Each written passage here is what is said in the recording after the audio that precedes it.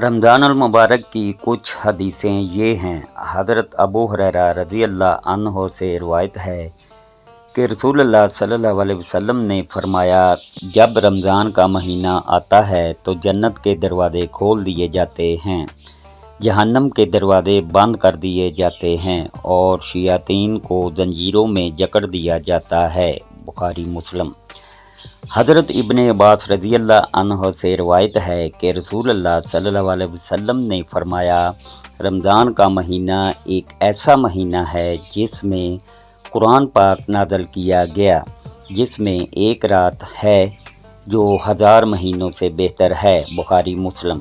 حضرت ابو ہریرہ رضی اللہ عنہ سے روایت ہے کہ رسول اللہ صلی اللہ علیہ وسلم نے فرمایا، رمضان کے مہینے میں روزے رکھنا، قیام اللیل کرنا اور صدقہ دینا اللہ تعالیٰ کے لیے ضروری ہے۔ ابو داؤد نسائی۔ اللہ پاک ہر مسلمان کو اپنے حفظ و ایمان میں رکھیں، آمین ثم آمین یا رب العالمین۔ اللہ حافظ۔